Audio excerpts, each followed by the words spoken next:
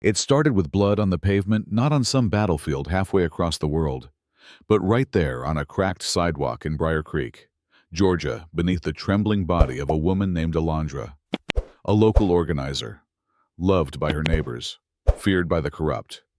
And the man who stood over her, a war-hardened Delta Force operative named Elias Ward, her brother.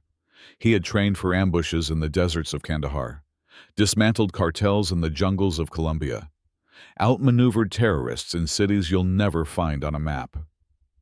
But nothing prepared him for the moment he saw his little sister gunned down on a quiet street by a smirking cop with a badge and a grudge. That cop didn't know who he'd just crossed, but he was about to find out. See, Elias didn't come back home just to visit. He came back because he missed his roots, missed the girl who always stood taller than him in matters of heart and justice. Alondra had stayed behind in Briar Creek to fight a different kind of war, the kind with picket signs, community petitions, and late-night city hall speeches. She'd rattled too many cages, spoken too many uncomfortable truths. And Officer Trent Maddox, he hated her for it. That morning, they'd laughed over coffee in her cramped apartment above the community center, sunlight dancing off protest flyers taped to the windows. She told Elias about the uptick in harassment, about how Maddox kept circling her block like a shark. He told her to be careful. She just smiled. "You're the soldier. Eli, not me. I just talk loud." She didn't even make it 4 blocks. Dashcam off, body cam malfunctioning. Maddox claimed she lunged at him with a knife. Except Elias had seen the crime scene, and he knew that knife hadn't been in the car when she left. Hell, he'd helped her clean it 2 days before. That wasn't self-defense. That was an execution wrapped in the usual lie. Elias tried the proper channels first, brought the security footage from a nearby store to the local precinct. Guess what? It vanished. Took it to internal affairs. They smiled, nodded, and misplaced his file. The mayor's office wouldn't even return his calls. And that's when something in Elias, something buried under years of restraint and protocol, snapped. Let me back up a sec. This man wasn't just a soldier. He was the kind of operative the Pentagon doesn't put in books. He knew how to find secrets in locked drawers, how to pressure without leaving bruises, how to weaponize silence. He went dark for 72 hours. No calls, no emails. Just Elias. A duffel bag. A blueprint of Briar Creek's infrastructure. And a list. His first move wasn't violent. It was surgical. Hidden cams in the police locker room. Bugs under City Hall conference tables. GPS trackers on the cruisers of Maddox and his cronies. He watched, listened, and waited. Then came the twist. Turns out, it wasn't just Maddox. The corruption ran deep, way past the PD. Judge Keller, on the payroll of a shady developer trying to clear out the black side of town for revitalization. The mayor, signing off on illegal seizures of homes. And get this, the police chief. He knew Maddox had a record of questionable stops, but called him efficient. Elias knew he couldn't take them all down alone.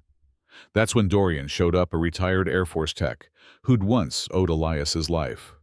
Together, they built a war room in an abandoned greenhouse behind the church. Yeah, a greenhouse. Poetic. Right, a place for growth, turned into a bunker for revenge. They started leaking proof, piece by piece. A snippet of Maddox's radio call, conveniently cut before the shot. Surveillance showing the chief pocketing cash from a developer's rep. Judge Keller meeting someone in a parking garage after midnight. And Maddox, Elias, saved him for last.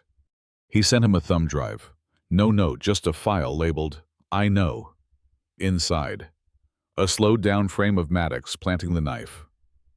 A screenshot of Maddox at a bar, laughing about the clean shoot. And a photo of Elias, staring straight into the camera, wearing the same look he wore overseas, the one that usually came before someone disappeared. Maddox cracked within 24 hours, showed up drunk to a patrol shift, screamed at a teenager for filming him funny. Then, During a protest, when Elias had helped organize from the shadows, Maddox drew his weapon and shot an unarmed boy in the leg. Problem was, this time, there were cameras everywhere, phones, drones, even a local news van. That was the tipping point. The state launched a full investigation. But Elias, he didn't trust it. Not anymore. When Maddox tried to skip town, Elias intercepted him flashbang. Clean takedown. No injuries. Just fear. Pure, uncut fear. Maddox offered him a deal immunity in exchange for names. And he gave them. All of them. From the mayor to the assistant DA.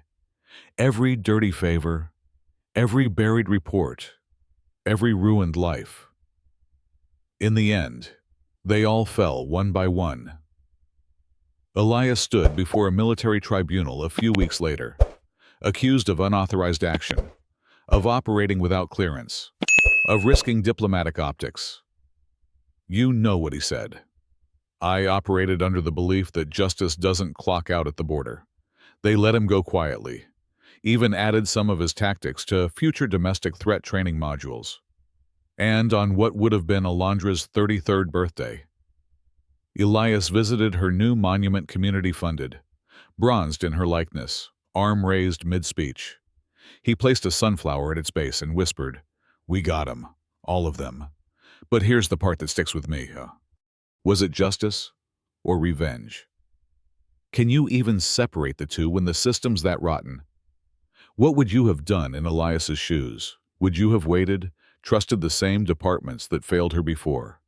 Or would you have burned it all down piece by piece until the truth stood alone in the rubble? Comment below, was justice served? Or did Elias cross a line no one should ever step over? And if this story hit you in the gut the way it did me, hit that like button. Share it with someone who's tired of waiting for permission to do what's right.